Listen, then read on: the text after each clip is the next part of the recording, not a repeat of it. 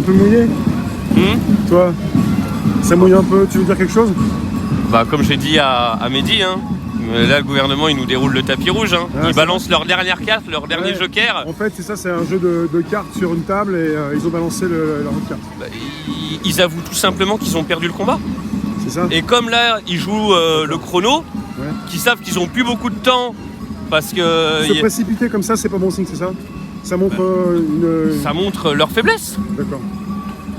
C'est ce qui se dit actuellement. Là, les gens qui ont peur et tout ça, vous inquiétez pas, n'ayez pas peur. Là, ils utilisent la stratégie pour nous faire trembler. Ils balancent leur dernier joker pour mettre en place leurs dernières mesures liberticides. Quoi, les dernières. Ça sera pas les dernières, mais du moins les dernières dans la précipitation.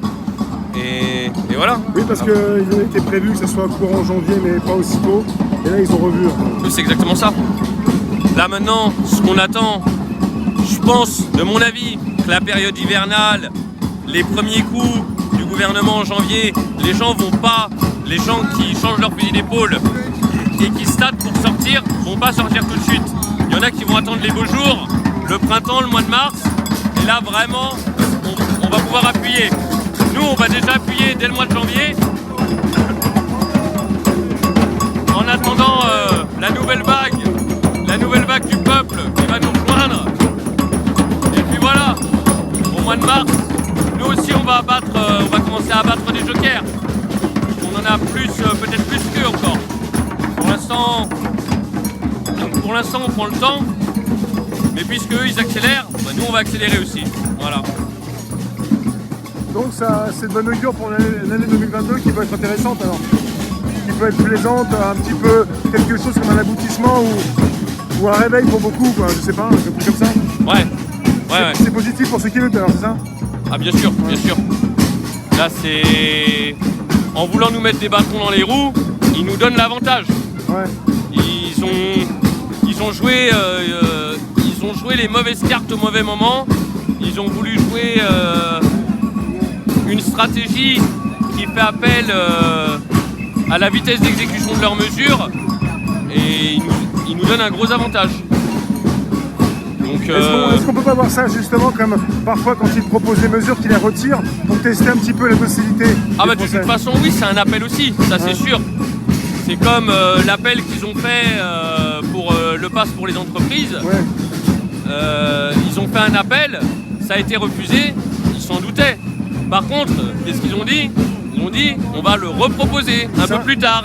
Ils vont attendre que ça se fasse un petit peu. C'est un test de rapport de force pour voir un petit peu si ça peut passer ou pas. Ouais, c'est ça, c'est exactement ça. De toute façon, c'est ça depuis le départ, hein. C'est que des rapports de force.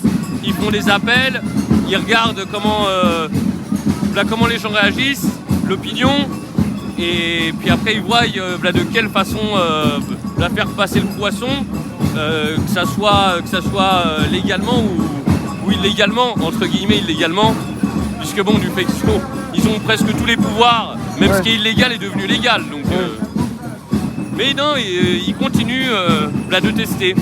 Puis là c'est pareil, ils vont passer à 4 mois. Ils ont annoncé qu'ils allaient passer à 4 mois. Et là, quelques temps après, la Haute Autorité de Santé, donc ils ont fait passer ça pour la Haute Autorité de Santé. Ils savaient déjà, ils ont les cartes en main. Ils ont dit ah ouais non, ça serait mieux de le mettre à 3 mois. Donc là ce qu'on peut se demander c'est est-ce qu'en janvier ils vont le passer directement à 3 mois ou est-ce qu'ils vont faire un test à 4 mois dans un premier temps et le passer à 3 mois derrière. Moi je pense qu'ils sont tellement dans la précipitation et ils ont tellement peur qu'il y a de grandes chances qu'ils le passent à 3 mois direct. Après, suivant comment les gens vont réagir, ils seront sûrement bloqués sur un moment bien donné pour le diminuer encore. Déjà 3 mois, c'est déjà pas mal. Ah oui, diminuer encore. Mais ils sont là pour faire un maximum d'argent avant que le château de cartes s'effondre, de toute façon. Ça, Ils sont là pour remplir les contrats. Il y a des contrats, voilà, il y a les contrats au niveau financier et les contrats au niveau de ce qu'on sait.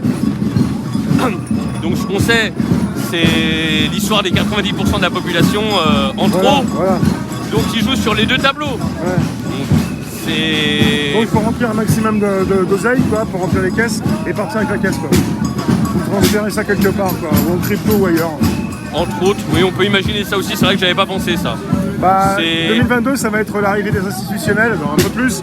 Et sur 3-4 ans, c'est un montant en pression au crypto. Ah, mais, Ils ont un échappatoire pour certains pour placer une partie de leur fortune. mais comme beaucoup disent, 2022, ça va être l'année des grands chamboulements. Ouais, Ça va être l'année où il y a beaucoup de choses qui vont basculer dans un sens ou dans un autre. ouais. Après, dans quel ordre ça va se faire, les décisions qui vont se prendre, ça personne ne sait, on verra bien. Hein. Ouais, donc ça bouge. On reste confiant de toute façon. Comme je disais, ils vont dans notre sens. Non pas ils vont dans notre sens parce qu'ils sont pour ce qu'on fait, mais ils vont dans notre sens par défaut. Ils n'ont pas d'autre choix. Ouais. La différence avec nous, on a plusieurs choix. Ah ouais. Donc on a fait le choix de rester la Pacifique, de ne pas jouer leur jeu. Et je pense qu'ils sont embêtés quelque part à ce niveau-là. Parce qu'il y en a qui parlaient de guerre civile, de ceci, de cela. Manque de bol pour eux, il ne se passe rien de tout ça. Oui, il y a eu quelques petites provocations de ci et de là, rien de méchant. Et non, on les embête. Donc tu vois 2022 quand même, je pense que pour toi 2022 c'est une bonne année. Alors, une bonne année, je dirais pas ça comme ça. Je dirais que ça va être l'année des grands changements. Un peu tendu quand même. Des grands changements et pas uniquement les grands changements. Ça va préparer d'autres choses aussi derrière pour les années à venir. Que ça soit au niveau de leur nouveau système avec les cryptos. Il y a des nouveaux systèmes avec les cryptos. Ils ont parlé de l'euro numérique. Ils veulent tout numériser. Hein. On le voit sur ID 2020, le site ID 2020. Ils parlent de tout numériser. Que ce soit les papiers, les ceci, les cela. Il y a la société Thales qui a fait le wallet aussi. Où tout va être numérisé dans son smartphone. On a compris où ils veulent en venir. Ils veulent tout contrôler et avoir la main sur tout. Donc on verra après sur combien de temps il leur faut pour mettre tout ça en place. Si nous on peut interférer ou pas. Mais ça on le saura prochainement. Donc c'est pour ça que 2022, ça va être une année où il va vraiment bien falloir rester informé, bien regarder toutes les décisions qui sont prises et dans quelle direction on va. Voilà. Merci. Merci à toi.